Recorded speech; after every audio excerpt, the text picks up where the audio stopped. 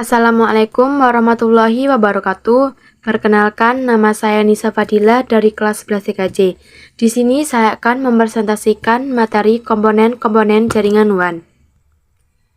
Jaringan WAN atau Wide Area Network merupakan jaringan komputer yang mencakup area yang besar. Sebagai contoh yaitu jaringan komputer antar wilayah, kota, atau bahkan negara, atau dapat didefinisikan juga sebagai jaringan komputer yang membutuhkan router dan saluran komunikasi publik.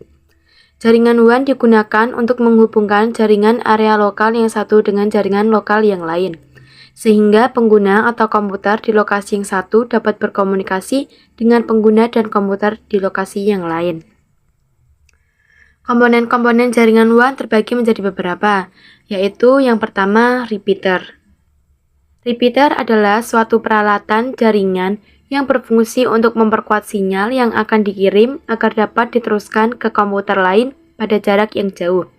Repeater bekerja pada lapisan physical layer dan tidak memiliki suatu tingkat kecerdasan untuk menentukan tujuan akhir sinyal.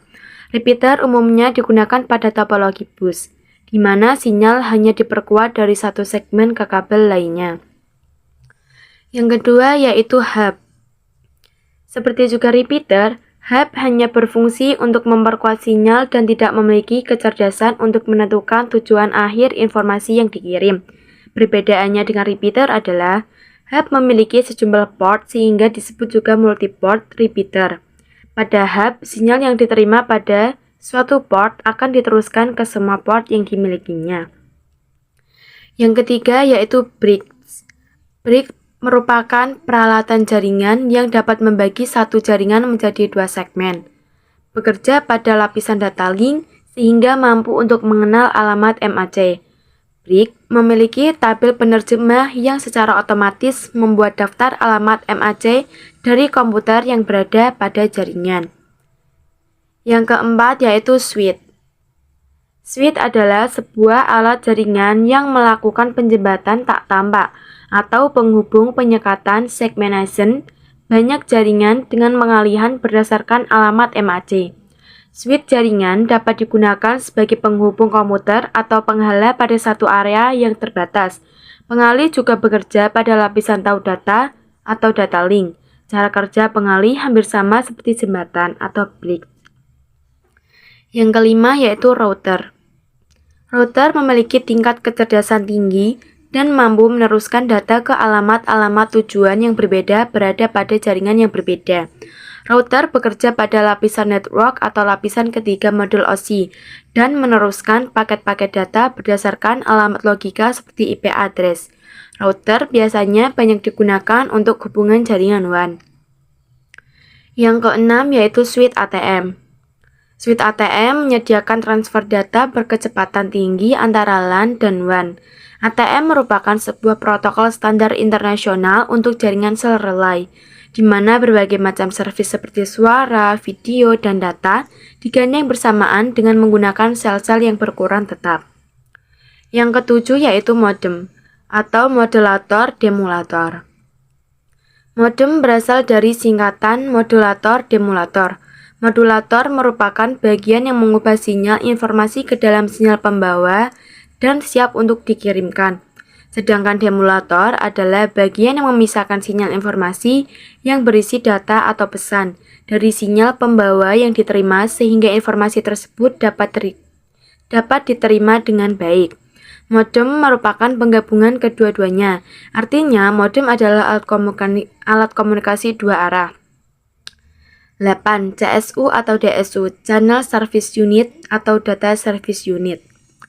CSU adalah perangkat digital interface yang digunakan untuk menghubungkan perangkat terminal data atau DTI seperti router ke sirkuit digital seperti Digital Signal 1 DSI-TI. CSU atau DSU mengimplementasikan dua fungsi yang berbeda. Unit pelayanan saluran atau CSU bertanggung jawab untuk koneksi ke telekomunikasi jaringan, sedangkan satuan layanan data atau DSU bertanggung jawab untuk mengelola antarmuka DTI. 9. Multiplexer. Multiplexer mentransmisikan gabungan beberapa sinyal melalui sebuah sirkuit. Multiplexer dapat mentransfer beberapa data secara simultan atau terus-menerus, seperti video, sound, teks, dan lain-lain.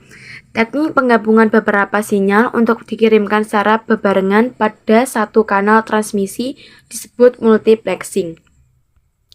10. Communication server. Communication server adalah sistem komutasi terbuka dan berbasis standar yang beroperasi sebagai platform umum tingkat karir untuk berbagai aplikasi komunikasi dan memungkinkan penyedia peralatan untuk menambah nilai pada banyak tingkatan arsitektur sistem.